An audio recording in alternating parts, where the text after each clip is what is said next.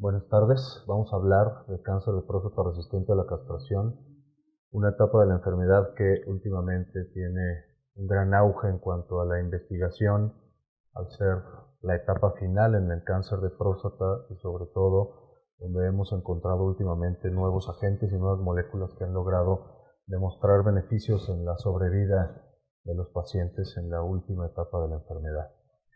Para empezar, todos conocemos la historia natural del cáncer de próstata, desde que empezamos con el diagnóstico y pasamos por la terapia local, ya sea quirúrgica o con radioterapia, para posteriormente presentar algún tipo de recurrencia, posteriormente una progresión, enfermedad metastásica y de ahí la presencia de la enfermedad resistente a la castración, en la cual tenemos varios escenarios que finalmente terminarán en estos pacientes que tengan una enfermedad significativa con la muerte. En general en el mundo se dice que menos del 10% de los pacientes en el primer mundo son diagnosticados metastásicos al inicio, a diferencia de en México, que en realidad, por lo menos en lo que nosotros hemos encontrado en el Instituto Nacional de Cancerología, el 40% de nuestros pacientes al diagnóstico están en etapas metastásicas con las implicaciones obvias que tiene esto en la sobrevida de los pacientes, porque sabemos que los pacientes que realmente van a morir por cáncer de próstata van a ser los pacientes con enfermedades significativas y con enfermedad metastásica. Aquí es cuando nos referimos a que el cáncer de próstata resistente a la castración es una cuestión de tiempo.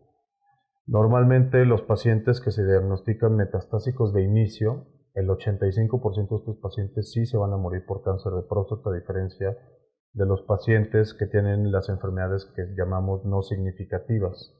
Esto equivale normalmente al 25% de todos los pacientes con cáncer de próstata.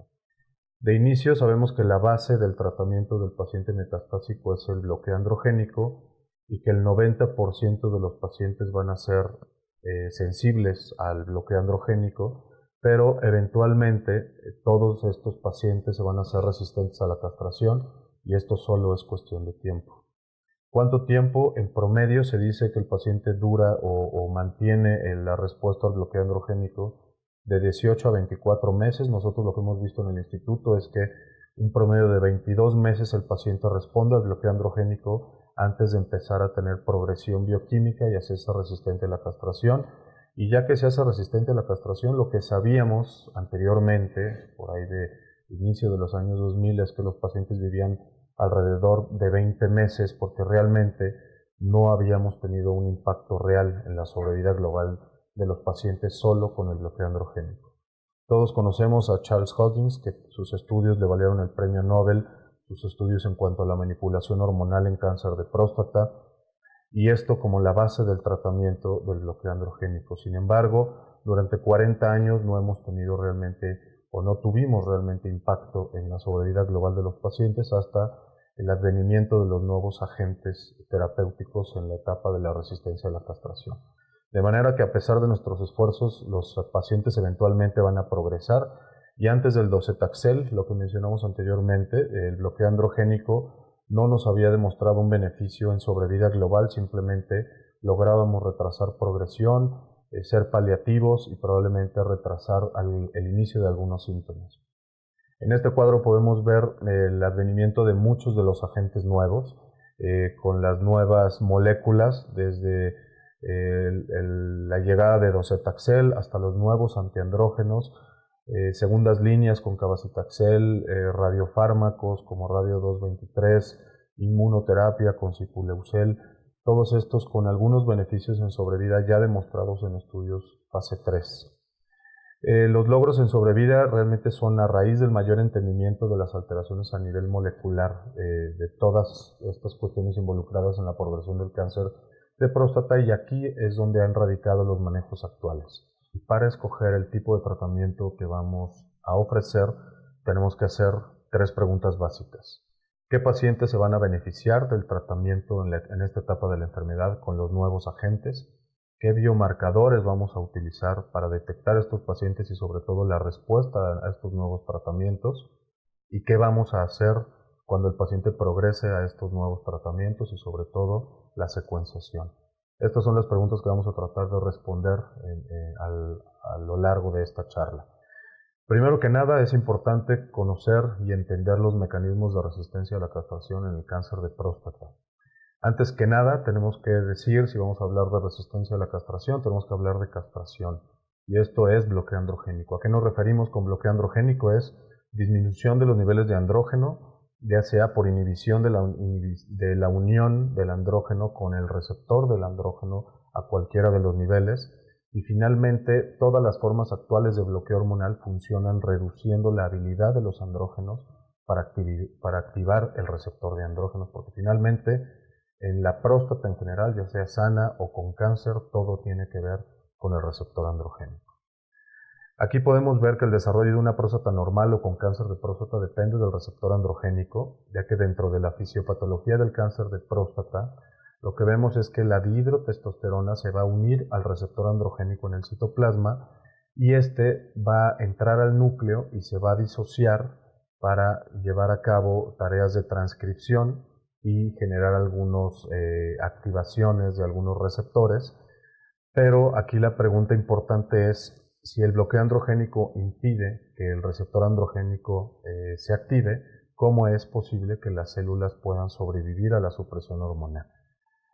Todo esto tal vez lo podamos responder con las teorías de la resistencia a la castración, que básicamente son dos.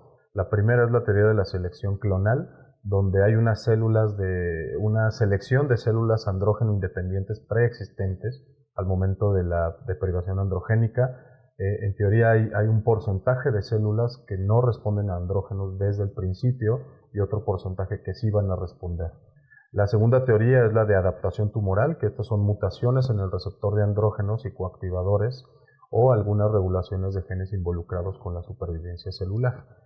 Lo importante es que probablemente la resistencia a la castración se inicia precisamente con la castración, que es lo que nosotros hacemos al tratar a un paciente con un bloqueo androgénico, por lo cual quizás la resistencia a la castración la provocamos nosotros con el mismo tratamiento. El primer mecanismo que nos puede explicar un poco la resistencia a la castración son los cambios genéticos preexistentes en células prostáticas. Esto es a lo que nos referíamos que en la próstata hay una población mixta de células desde el inicio de la enfermedad. Una población que es dependiente de andrógenos y otra que es independiente de andrógenos. Y estas células, a pesar del bloqueo androgénico, pueden seguir proliferando.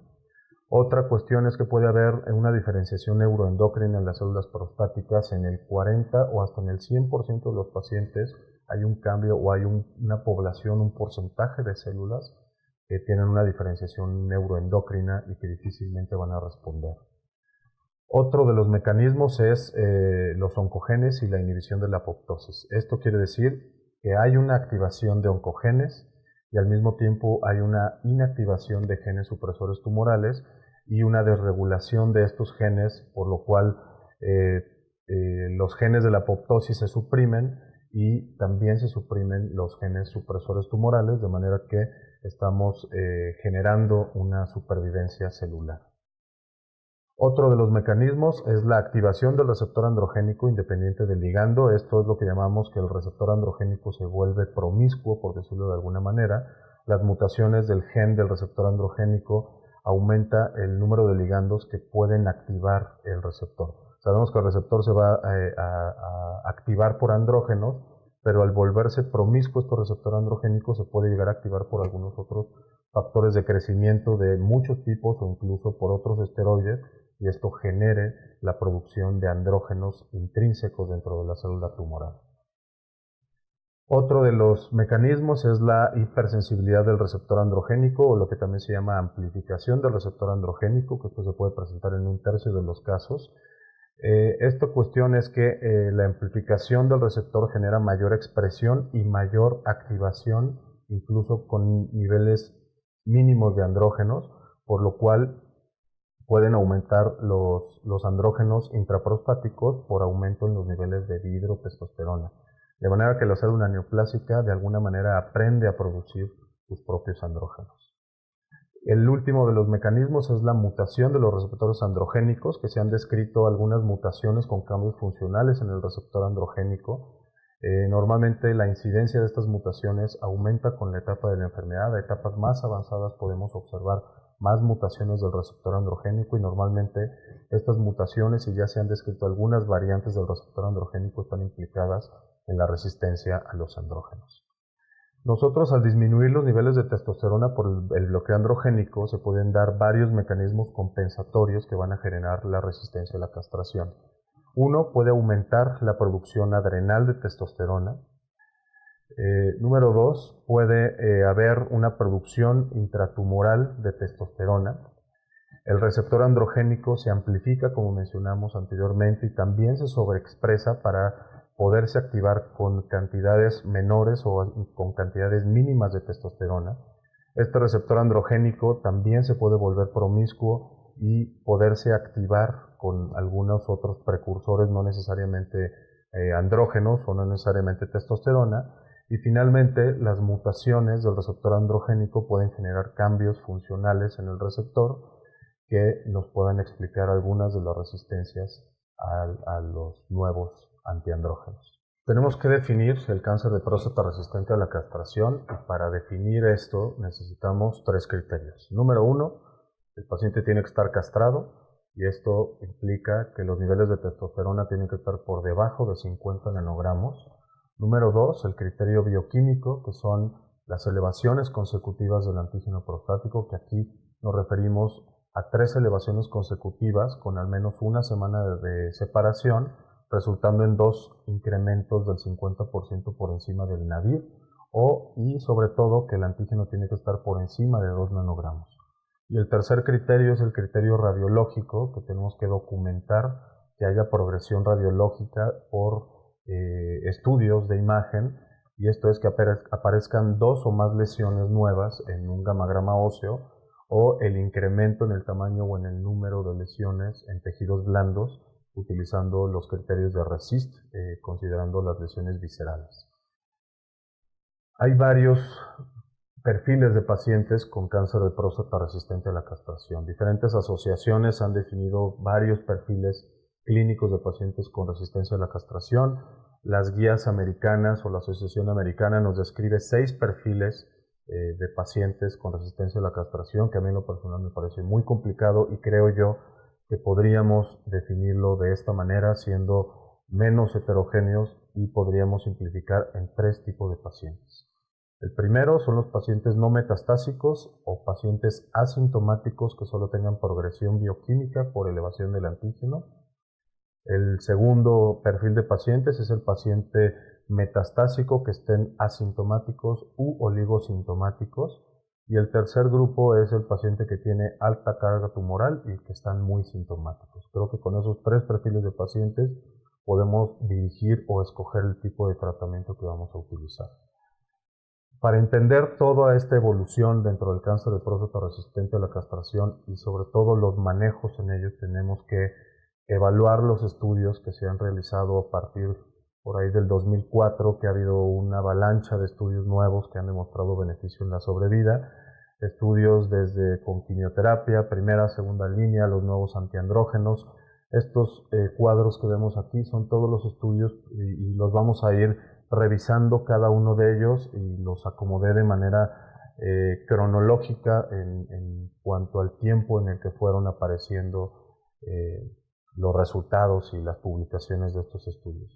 Esta es la línea de tiempo en cuanto a la cuestión terapéutica en cáncer de próstata. Desde los años 40, con la supresión androgénica que ya mencionamos, inicialmente con supresiones androgénicas quirúrgicas, incluso con adrenalectomías para suprimir la producción de andrógenos, pasando por el advenimiento del antígeno prostático y su uso para el seguimiento de estos pacientes, posteriormente los análogos LH-RH, los antagonistas LH-RH, hasta el año 2004, que desde los 40 hasta el 2004 pasaron prácticamente 40 años sin tener algún impacto en la sobrevida, hasta que aparecieron el estudio, el TAX 327, con los resultados de docetaxel, que mostró un beneficio en sobrevida global en los pacientes tratados con quimioterapia.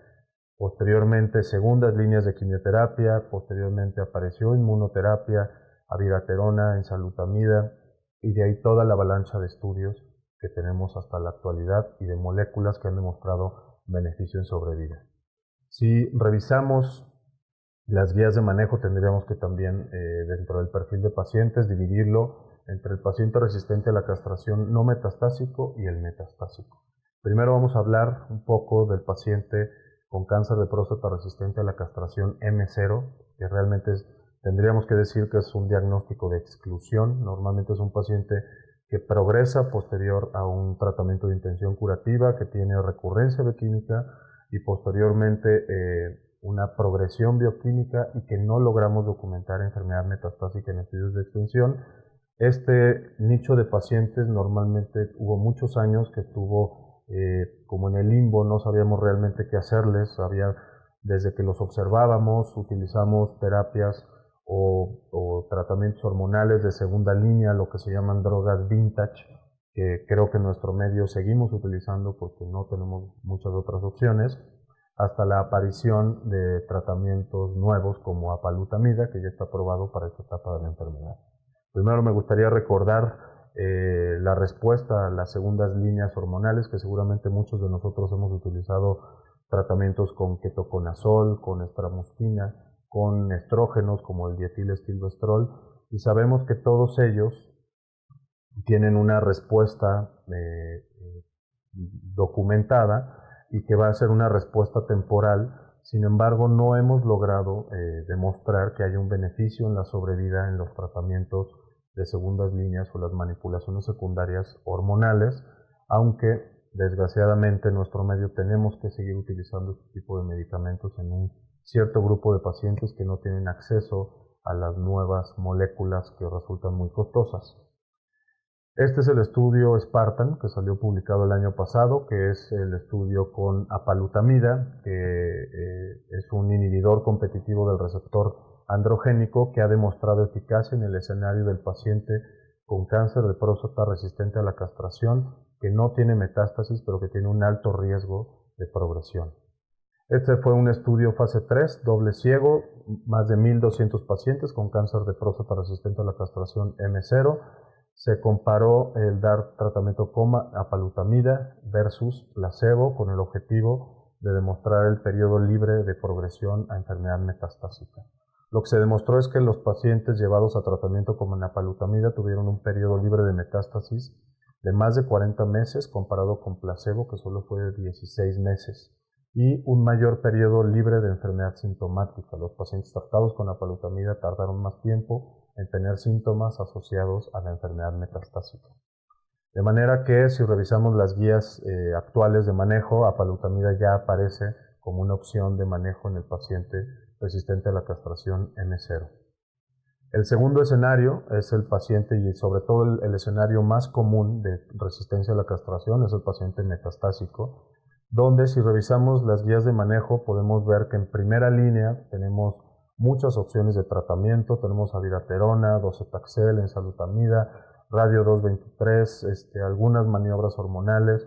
Y si revisamos los manejos de líneas subsecuentes, segundas líneas o líneas subsecuentes, podemos ver que prácticamente los mismos medicamentos se repiten, y aquí lo importante va a ser el orden en el que vamos a trabajar, con qué vamos a empezar y sobre todo la secuenciación. Algo que me parece muy importante que debemos mencionar y que no debemos olvidar es mantener al paciente que está resistente a la castración. Tenemos que mantener la castración, porque a pesar de que haya progresión en estos pacientes y que sepamos que hay un porcentaje de células que se vuelven andrógeno independientes o que se vuelven incluso con diferenciación neuroendocrina, hay una población de células que siguen siendo sensibles y que siguen preservando la sensibilidad a la castración, y aunque el beneficio en sobrevida no sea mayor, justifica la baja morbilidad de mantener el paciente castrado. Es un hecho que este paciente tenemos que mantener niveles de castración cuando tomamos testosterona. Esta castración la podemos llevar a cabo ya sea de manera quirúrgica, con una orquiectomía, podemos utilizar análogos LHRH o podemos usar antagonistas LHRH, y eso va a depender de la preferencia de cada uno de nosotros y sobre todo de lo que más convenga para nuestro paciente. Vamos a pasar a revisar los estudios que han demostrado beneficios en sobrevida con las nuevas moléculas en esta etapa de la enfermedad de resistencia a la castración. Vamos a empezar con el TAX 327, que es un estudio que comparó docetaxel y prednisona contra mitojantrona, que en esa época era el estándar de tratamiento en la enfermedad resistente a la castración. Estamos hablando por ahí del 2004. Docetaxel es un taxano que inhibe la degradación de microtúbulos y la división celular. Este demostró un incremento en la sobrevida global más o menos de un 24%, un beneficio alrededor de 5 meses más comparado con mitojantrona, sobre todo en aplicaciones cada 3 semanas. Además del beneficio en la sobrevida, también demostró una mejoría en el dolor. En cerca de la mitad de los pacientes se logró bajar el antígeno más del 50%, y en análisis de calidad de vida se demostró que hubo un impacto en calidad de vida, de manera que en ese momento docetaxel se convirtió en el estándar de tratamiento de primera línea para el paciente con enfermedad resistente a la castración, ya que fue el primer agente en demostrar un beneficio en sobrevida. Posteriormente, en 2010, se publicó el estudio TROPIC, que comparó cabazitaxel con prednisona versus mitojantrona con prednisona en tratamiento con quimioterapia de segunda línea. Aquí, cabazitaxel demostró una mejoría en la sobrevida global de los pacientes previamente tratados con docetaxel, o sea, estamos hablando de segunda línea, 15 meses versus 12.7 meses a favor de los pacientes tratados con mitojantrona, de manera que cabazitaxel se convirtió en la segunda línea de quimioterapia mayormente aceptada. Sipuleucel, con el estudio IMPACT, Sipuleucel es inmunoterapia, básicamente es una vacuna. Lo que se hace es con el mismo suero del paciente, se hace una vacuna que busca la activación de células T efectoras que produzcan una lisis de células tumorales en replicación. No lo tenemos disponible en México, es altamente costoso, normalmente pueden llegar a ser hasta $30,000 por inyección y se pueden llegar a necesitar 3 inyecciones mensuales. Es un tratamiento que no tenemos disponible, pero que también ha demostrado un beneficio en la sobrevida global en los pacientes y se llegó a aprobar también como tratamiento de primera línea en pacientes con resistencia a la castración. Por ahí del 2011 salió el estudio COU-A301, que es el estudio con acetato de abiraterona en el escenario del paciente previamente tratado con docetaxel. Este estudio comparó dar tratamiento con abiraterona más prednisona versus placebo con prednisona también. Esto, repito, en el escenario de segunda línea en pacientes tratados previamente con docetaxel, y se demostró que sí hubo una mejoría en la sobrevida global con una media de sobrevida de 12.8 meses. También aumentó el tiempo de progresión del antígeno y la sobrevida libre de progresión. Y entre otros objetivos secundarios se vio que hubo también mejoría en fatiga, disminución en el dolor en pacientes con metástasis óseas dolorosas y un aumento significativo o un retraso en la aparición del primer evento relacionado con el esqueleto. Por su parte, por ahí en el siguiente año, en el 2012, salió el estudio AFIRM, que es con enzalutamida, una molécula que actúa inhibiendo la unión de la dihidrotestosterona con el receptor androgénico. El estudio AFIRM comparó enzalutamida versus placebo también en terapia post-docetaxel, o sea, segunda línea, con el objetivo primario de evaluar sobrevida global. Este estudio demostró que enzalutamida mejoró sobrevida global en más de 5 meses, con una sobrevida media de hasta 18.4 meses. Más de la mitad de los pacientes lograron una disminución de mayor al 50% en el antígeno prostático y con respuestas en tejidos blandos cerca del 30% y también con mejorías en calidad de vida. De manera que enzalutamida se convirtió también en una opción de tratamiento de segunda línea post-docetaxel. También se demostró un mayor tiempo de progresión del antígeno prostático y también una sobrevida libre de progresión radiográfica mayor que en el brazo de pacientes tratados con placebo. Ya que demostramos, o ya que estos agentes, abiraterona y enzalutamida, los nuevos antiandrógenos, demostraron su beneficio en la terapia post-docetaxel, se empezó a explorar qué beneficio podrían llegar a tener estos agentes, ofreciéndolos como tratamientos de segunda línea, y de ahí se publicó el estudio de abiraterona, el COU 302, el cual comparó abiraterona versus placebo en el escenario pre-docetaxel con el objetivo de valorar sobrevida global y sobrevida libre de progresión radiográfica.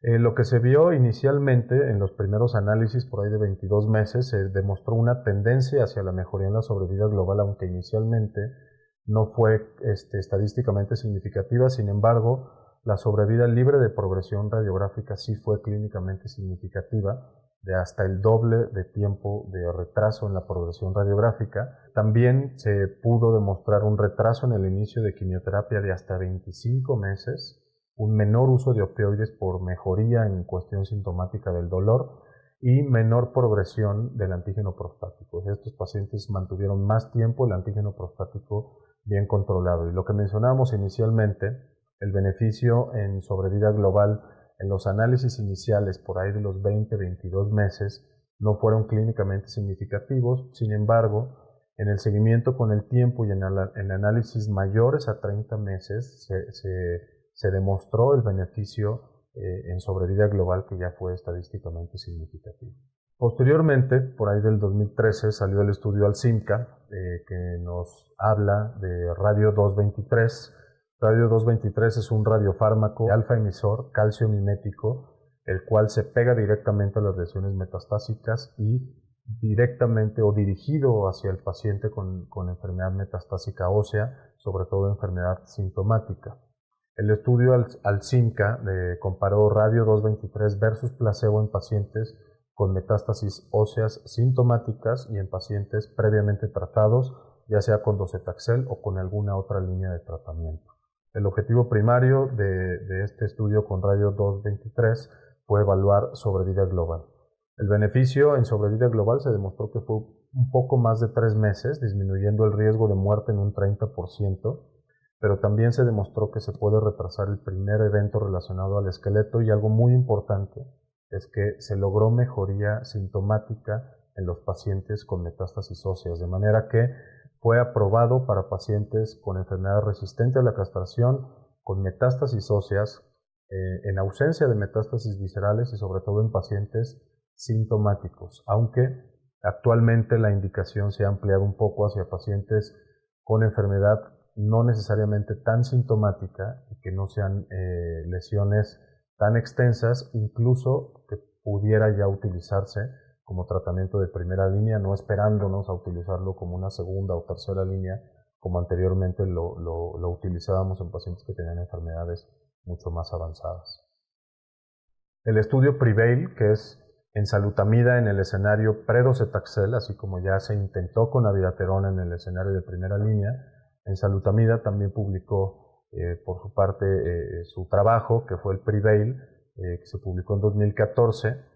Este comparó enzalutamida versus placebo en esta etapa previo a la quimioterapia con el objetivo de evaluar sobrevida global y sobrevida libre de progresión radiográfica. Después de 12 meses sí se observó una disminución en el riesgo de progresión radiográfica en el 81% de los pacientes, y en cuanto a la sobrevida global sí se demostró una disminución significativa del riesgo de muerte hasta por ahí del 29% después de un poco más de 20 meses de tratamiento. Ya que vimos todos estos trabajos que han demostrado beneficios en sobrevida y todo este arsenal de tratamientos que tenemos disponibles para el paciente con enfermedad resistente a la castración, tenemos que hablar de cuál es el pronóstico en general de este grupo de pacientes. Tenemos que decir que hay distintos pacientes, como ya lo mencionamos, y por lo mismo hay distintos pronósticos. Desde el paciente que está asintomático y que es M0, que puede alcanzar sobrevidas mayores a 2 años, pasando por el paciente que tenga metástasis mínimas o extensas, hasta el paciente que tiene síntomas y que tiene enfermedad muy extensa, donde puede alcanzar sobrevidas difícilmente que lleguen a 1 año. Y esto lo tenemos que considerar sin ofrecerle al paciente algún tratamiento. Lo que buscamos es impactar con nuestro manejo o con nuestra secuenciación esta sobrevida y tratar de prolongarla lo más que logremos con calidad de vida. Para hablar de pronóstico tenemos que hablar de respuesta, y para saber cómo le va a ir a nuestro paciente tenemos que evaluar cómo responde y tenemos que ir a las bases, que es el antígeno prostático como marcador de respuesta. Realmente no hay un consenso en cuanto a la magnitud y el tiempo de respuesta, tomando en consideración la distinta gama de pacientes. Sin embargo, ha habido varias propuestas, que es, por ejemplo, si el antígeno prostático se normaliza, o sea, baja por debajo de 4 nanogramos, se puede asociar a una mayor sobrevida. Esto lo dijeron en el estudio de docetaxel, en el TAX 327. Otros grupos han dicho que si el antígeno prostático baja mayor a 30%, esto nos habla de un buen pronóstico, de una buena respuesta, pero en general, en consenso, tendríamos que decir que una disminución mayor al 50% del antígeno con el que iniciamos el tratamiento se asocia con una buena respuesta y ello también puede asociarse a una mayor sobrevida de los pacientes. Ahora sí vamos a hablar de la mejor selección y la secuenciación del tratamiento.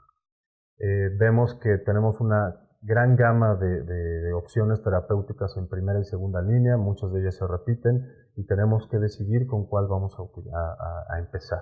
Para ello vamos a presentar un caso clínico de la vida real, el caso clínico que tuvimos en el instituto, para hacer el ejercicio de elegir el tratamiento y sobre todo de la secuenciación y con ello tratar de aprender un poco. Este caso se trata de un paciente de 53 años que se dedica a bienes raíces, tiene un buen nivel socioeconómico. El paciente inicia con síntomas urinarios bajos, pero debuta con dolor lumbar. Se hace un antígeno prostático a los 53 años que resulta en 185, él nunca se había hecho un antígeno prostático. Y a la exploración física la próstata está pétrea, está fija, aumentada de consistencia y de volumen.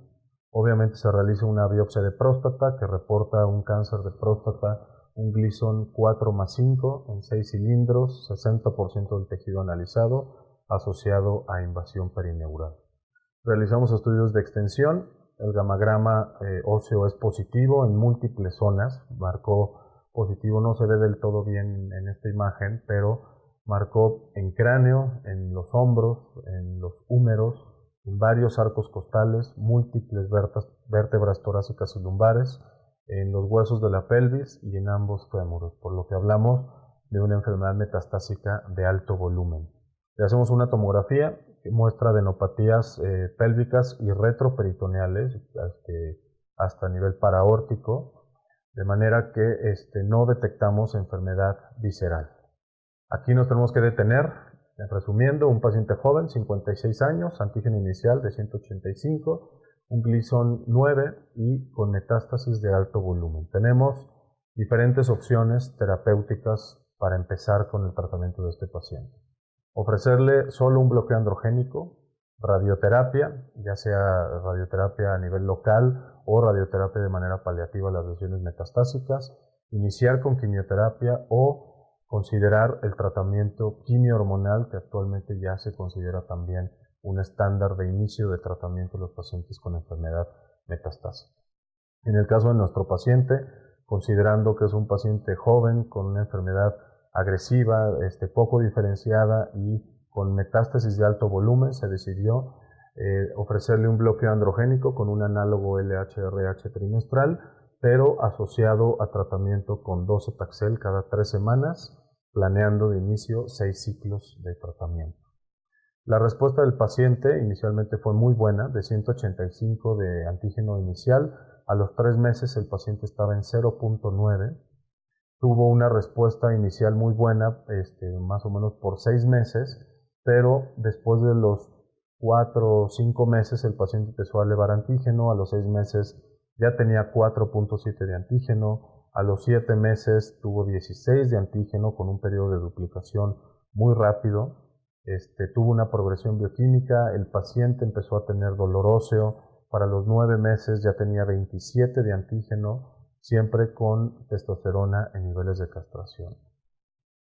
Le hacemos estudios de imagen de control y lo que vemos es que el paciente tiene progresión de la enfermedad a nivel óseo, hay aumento en las lesiones a nivel óseo, tiene más de 2 lesiones nuevas, la tomografía no mostró lesiones viscerales, pero si recordamos la definición de la resistencia a la castración, con este paciente tenemos testosterona a niveles de castración, tenemos más de 3 elevaciones consecutivas del antígeno, y tenemos el criterio radiológico de la aparición de más lesiones óseas. De manera que en este escenario, ¿qué opciones terapéuticas tendríamos? Podríamos llegar a utilizar maniobras hormonales de segunda línea, hablando de drogas vintage como tratamientos con ketoconazol o con dietilestilbestrol, que probablemente en algunos años o en algunos sitios los podríamos haber utilizado.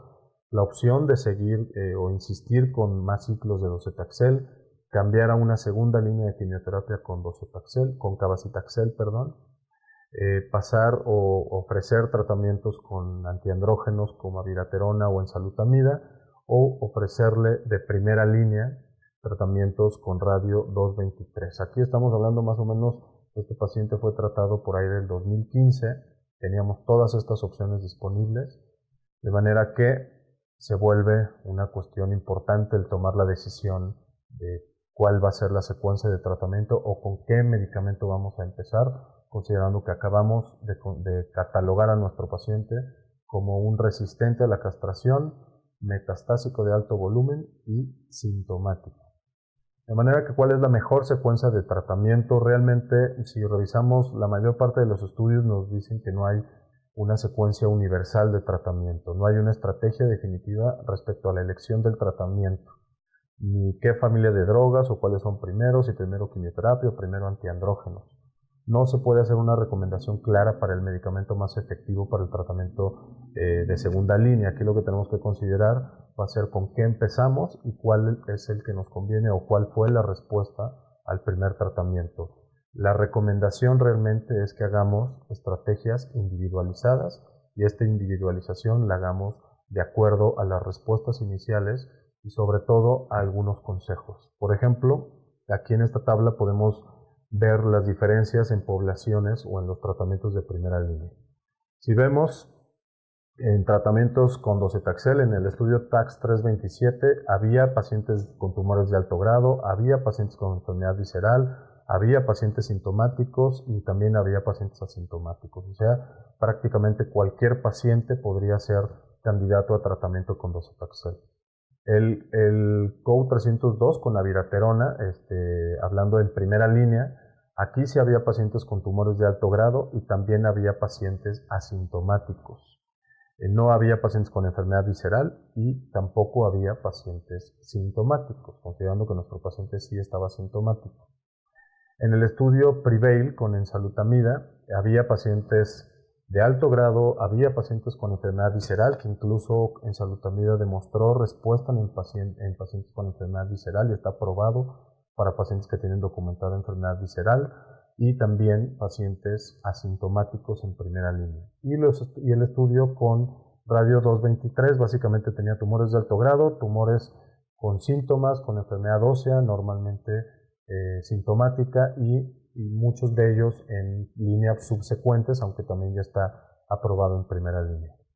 Otra forma en la que podríamos orientarnos para seleccionar el tratamiento de elección es revisar las tasas de respuesta en sobrevida global de los diferentes estudios. Si revisamos estudios con enzalutamida, tienen entre 4 y 5 meses de mejoría en sobrevida. Los estudios con radio 223 entre 3 o 4 meses, cabazitaxel para segunda línea un poco más de 2 meses. Los estudios de abiraterona son resultados muy similares a los de enzalutamida, 4 o 5 meses de mejoría en cuanto a la sobrevida. Docetaxel igual, y esto puede ser una base para que nosotros decidamos cuál es el medicamento que podemos elegir como primera línea, aunque en este paciente tenemos que considerar que fue tratado ya con docetaxel en un escenario de tratamiento quimio-hormonal. Otras herramientas que tenemos que considerar para la selección del tratamiento es varios factores. El factor, obviamente, del paciente, considerar los síntomas, la extensión de la enfermedad y la capacidad del paciente que tenga de recibir alguna droga. Y hablamos de la capacidad funcional, pero también de la capacidad económica o del alcance que tenga el paciente desde ese punto de vista para escoger el tipo de tratamiento. La enfermedad es una cuestión heterogénea, no todos los medicamentos sirven para todos los pacientes. Los tratamientos de primera línea, la única situación simple es que es una enfermedad anaplásica, no basta con evidencia, pero sí es racional considerando la eficacia del tratamiento hormonal inicial. Esto es, que muchas veces la respuesta al tratamiento inicial nos ayuda a predecir la respuesta a los tratamientos subsecuentes. En cuanto a tratamientos de segunda línea, el tratamiento que usemos de primera línea es la clave para ver qué es lo que vamos a escoger como segunda línea, y en tercera línea realmente hay muy poco que se haya descrito como tratamientos de tercera línea. Continuando con lo que se hizo con nuestro caso, paciente con resistencia a la castración, sintomático, previamente tratado con bloqueo androgénico y docetaxel. Lo que se decidió en aquel tiempo fue iniciar con abiraterona, 1000 miligramos diarios más 10 miligramos de prednisona al día. Logramos una disminución del 50% del antígeno prostático, logramos llegar a 11 nanogramos, recordemos que teníamos 27 nanogramos, se bajó el antígeno a 11 nanogramos después del primer mes de tratamiento. Sin embargo, a los 3 meses el paciente presenta progresión bioquímica y vuelve a elevar antígeno hasta 44 en muy poco tiempo. Le hacemos una tomografía y se detecta que el paciente ya tiene enfermedad visceral, tiene una lesión metastásica en hígado que se logra corroborar por biopsia, que de hecho la biopsia documentó que había células con diferenciación neuroendocrina, por lo que se documentó que este paciente tenía enfermedad visceral. Considerando que este paciente lo tratamos o decidimos ofrecerle como primera línea manejo con acetato de abiraterona, vale la pena que probablemente en retrospectiva analicemos que no todos los pacientes van a responder a los nuevos agentes. Se ha visto que 1 de cada 3 pacientes no responden a abiraterona y 1 de cada 4 pacientes no responden a enzalutamida, esto considerando los estudios que se hicieron en enfermedad utilizando en terapia post-docetaxel. Y se han descrito algunos criterios de respuesta para evaluar qué paciente pudiera llegar a responder a terapias hormonales subsecuentes con estos nuevos agentes como abiraterona y enzalutamida. Y lo que se vio es que la duración de respuesta al bloqueo androgénico inicial, o sea, la castración inicial, predice quién realmente se va a beneficiar de un manejo endocrino subsecuente. Y nos referimos a abiraterona, enzalutamida, pero también a manipulaciones hormonales con drogas viejas como ketoconazol o dietilestilbestrol. Lo que se vio en este estudio es que los pacientes que se hacían resistentes a la castración en menos de un año responden menos a los tratamientos hormonales subsecuentes que los pacientes que duran más tiempo siendo sensibles a la castración. Si revisamos en retrospectiva nuestro caso, nuestro paciente se hizo resistente a la castración por ahí de los 9 meses, lo cual coincide en la poca respuesta que tuvo al tratamiento con abiraterona, lo cual pues, lo hacemos de manera retrospectiva. Pensándolo así, quizás este paciente pudo haberse beneficiado previo a tener enfermedad visceral a un tratamiento con radio 223 o algún otro agente, o incluso ofrecerles más quimioterapia o irnos a una segunda línea de quimioterapia. Esto es lo que dificulta alguna de las tomas de decisiones, pero sí me gustaría hacer como un análisis o algunas recomendaciones en cuanto a tomas de decisiones en los diferentes escenarios de pacientes con enfermedad resistente a la castración. En el escenario del paciente asintomático que solo tiene elevación de antígeno, o sea, me refiero a un paciente que probablemente no tenga metástasis o que tenga metástasis pero no tenga síntomas y solo está elevando antígeno, estos pacientes normalmente tienen una sobrevida mayor a los pacientes que tienen más metástasis o tienen enfermedad metastásica extensa o que tienen más síntomas. Aquí lo más importante en este grupo de pacientes es el periodo de duplicación del antígeno prostático. Si tienen un periodo de duplicación corto, o sea, me refiero a menos de 6 meses, ese paciente tiene más riesgo de tener progresión rápida. Y esos pacientes sí hay que ofrecerles tratamientos y no son candidatos a observarlos o a utilizar otro tipo de drogas. ¿Cuáles son las opciones en estos tipos de pacientes? Se puede desde no hacer nada, hacer tratamientos hormonales, normalmente en estos pacientes mínimamente sintomáticos o asintomáticos que solo tienen progresión bioquímica. Aquí una buena recomendación es iniciar con tratamientos hormonales subsecuentes, ya sea abiraterona o enzalutamida. Creo yo que es la mejor opción para este tipo de pacientes.